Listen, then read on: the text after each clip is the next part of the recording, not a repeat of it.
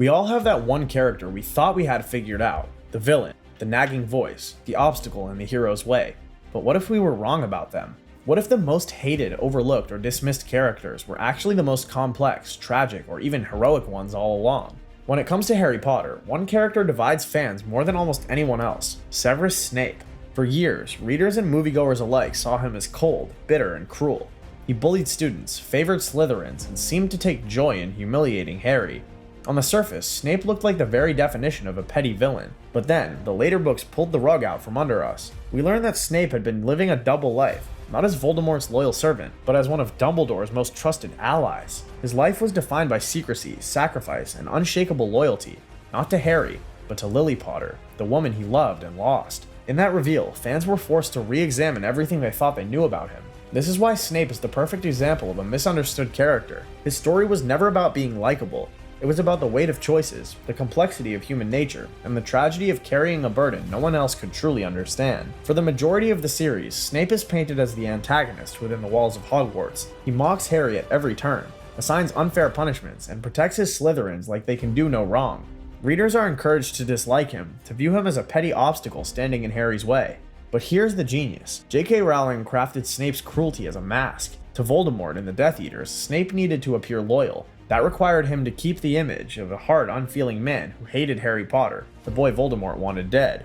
Snape's treatment of Harry wasn't just bitterness, it was strategy. Even in the classroom, where his harshness seemed excessive, Snape was playing a role. While it doesn't excuse his behavior, it reframes it. His disdain wasn't simply about childhood grudges. It was a well-orchestrated performance, one that kept him alive and in a position to help from the inside. At the center of Snape's story is Lily Potter. His love for her is often mocked as obsessive or one-dimensional, but it's actually the foundation of his transformation. Snape began as a boy pulled toward the darkness of the dark arts and Slytherin ambition.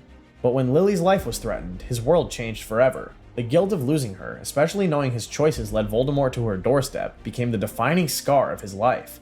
Snape didn't just mourn Lily, he punished himself for her death every single day afterward. His decision to protect Harry wasn't about loving the boy. It was about honoring Lily's memory and atoning for his greatest mistake. That's what makes Snape tragic. He lived not for his own happiness, but for redemption that he knew would never erase his guilt. He carried that burden silently, without seeking praise or forgiveness. Snape's heroism is easy to overlook because it was never glamorous. He didn't slay dragons or lead armies. His acts of bravery were quiet, often unseen, and sometimes mistaken as villainy. He risked everything by spying on Voldemort, knowing that one slip could mean a brutal death. He carried out Dumbledore's plan, even when it required him to kill the only man who trusted him completely. Think about that. Snape killed Dumbledore not out of betrayal, but out of loyalty. He accepted the hatred of the world, knowing no one would ever understand the truth until after his death. That's not the arc of a villain. It's the sacrifice of someone who chose to be misunderstood in order to protect others. Even in his dying moments, Snape's concern wasn't for himself. He asked Harry to look into his eyes so that in his final breath, he could be close to the person he loved most, even if only in memory. It's one of the most heartbreaking images in the entire series. In reframing Snape, we don't erase his faults. Instead, we recognize the depth of his character. He wasn't written to be admired or adored. He was written to remind us that people are complicated, redemption is messy, and heroism doesn't always look like a knight in shining armor. Sometimes it looks like a bitter man who did the right thing even when the world misunderstood him. And while we just explored Snape, a character hated before being re-examined as tragic and heroic, let's move to someone outside the wizarding world. Someone who never wore a cape, cast a spell, or fought a Dark Lord. Instead, she was a suburban wife in Albuquerque who became one of TV's most polarizing characters, Skylar White. From the very start of Breaking Bad, Skylar was branded by fans as the nagging wife. She was the person standing in the way of Walter White's transformation into the infamous drug kingpin Heisenberg. For many viewers, Walter's journey felt thrilling, almost liberating. He went from a powerless man to someone who commanded fear and respect. In that lens, Skylar was the obstacle, the killjoy, the one reminding us of morality when we wanted to cheer for Walt's rise. But if you strip away the fan bias and look closely, Skylar's not the villain of this story. She's actually one of the most grounded, tragic, and complex figures. Skylar is often criticized for questioning Walt's lies, confronting his behavior, or trying to assert control in the chaos he created. To some fans, she came across as overbearing. But think about her position. She's married to a man who's hiding meth production, dangerous criminal connections, and violent outbursts. She was reacting the way any person would if their partner suddenly became a stranger. Her so-called nagging was survival. Skylar was one of the only characters in the show consistently asking the right questions. She refused to let Walt's charm or excuses blind her from the truth. That's not weakness or pettiness, that's strength. When Skylar learns the truth about Walt's double life, she doesn't just panic, she adapts. She launders money through the car wash. She builds elaborate lies to protect the family. She stands in front of DEA agents, putting her own freedom at risk. This wasn't her dream or her ambition. She didn't seek power the way Walt did. She carried the burden of knowing because she didn't have the luxury of pretending. Walt could compartmentalize by being a loving father one moment and Heisenberg the next. Skylar had to hold both realities at once. That pressure crushed her, and the show made us watch her unravel under it.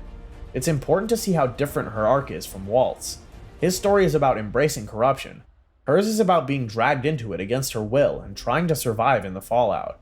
At its core, Breaking Bad is not just about Walt's rise and fall, it's about the destruction he left behind. Skylar represents that destruction more clearly than anyone else. She didn't get a choice in whether her life became entangled with the drug world. She was forced into danger because Walt decided his pride and ego mattered more than honesty.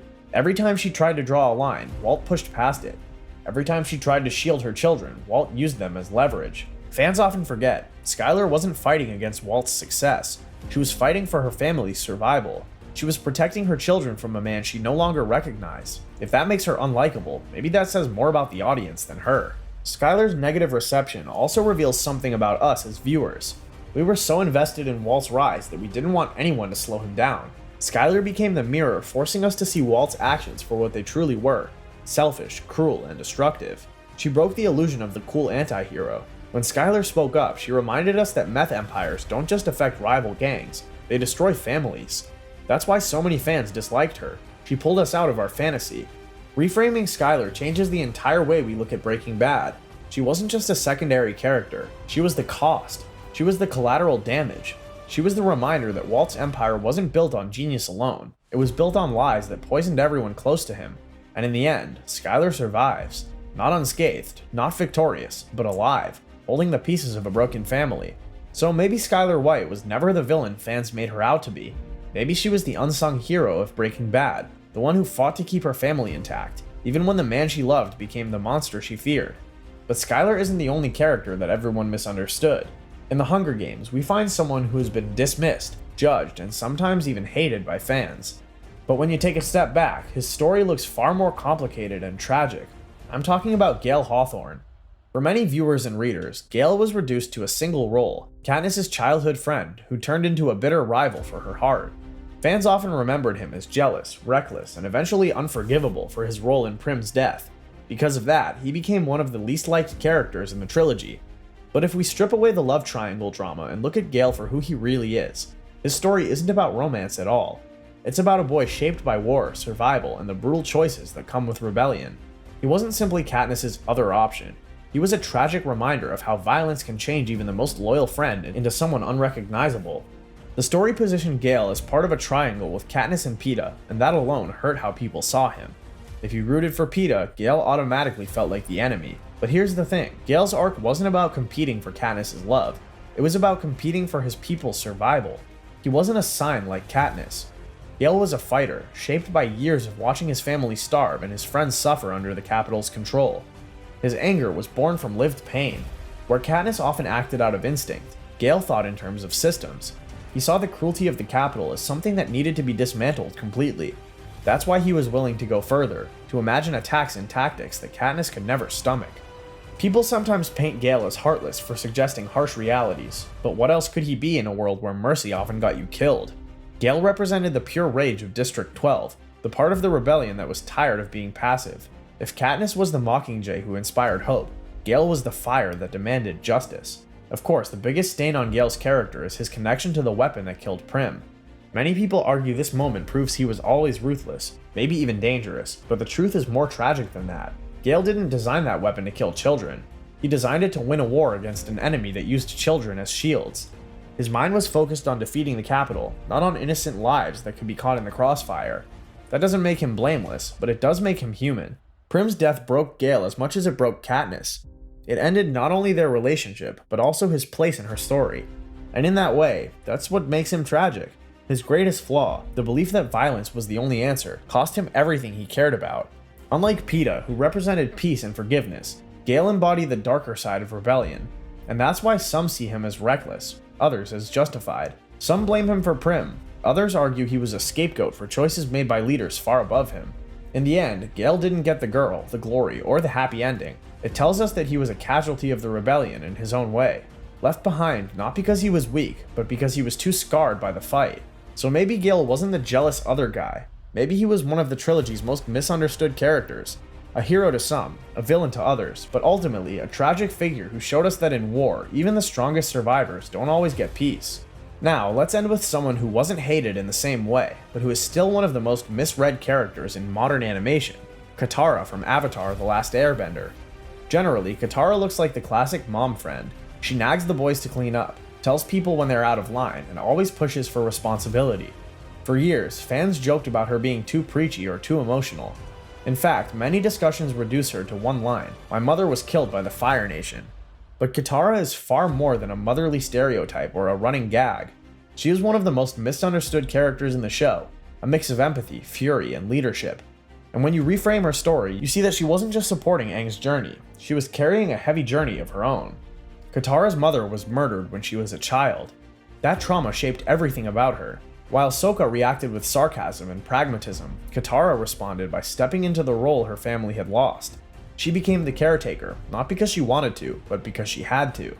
This is where fans misunderstood her. Her motherly role isn't just a personality quirk, but a survival.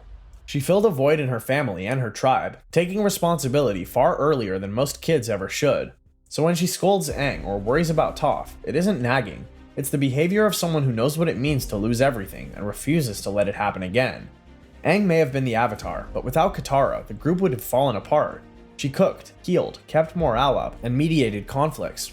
More than that, she was the emotional anchor. She encouraged Aang when he doubted himself, comforted Sokka when he lost Yu, and even showed compassion to Zuko when no one else trusted him. People often overlook this role because it isn't flashy like bending battles. But think about it, without Katara, the journey wouldn't have lasted a month. She provided stability in a world at war. Her leadership was steady, consistent, and rooted in care. But Katara isn't only empathy and warmth. She also carries deep anger, and that's part of why she's so complex. Her arc in the Southern Raiders episode shows this perfectly. When she finally confronts the man who killed her mother, we see her thirst for vengeance clash with her compassion. This balance between rage and mercy is what makes Katara powerful. She doesn't deny her anger. She faces it, wrestles with it, and chooses who she wants to be. Unlike many heroes who are pure good, Katara embodies the messy reality of grief. You can love, forgive, and still burn with fury. A lot of the misunderstanding around Katara comes from fandom debates. Some people dismissed her as bossy or too emotional, while others reduced her to shipping wars between Aang and Zuko. In both cases, her actual depth was sidelined, but those so-called flaws are actually strengths. Katara was never afraid to call people out, even Aang. She refused to be quiet when something was wrong, and in a story about breaking cycles of war and oppression, that voice mattered as much as any bending ability. So, while Katara may never have had the fiery redemption arc of Zuko or the mythical destiny of Aang, she gave us a sign that even the so-called mom friend can be the most misunderstood warrior of them all.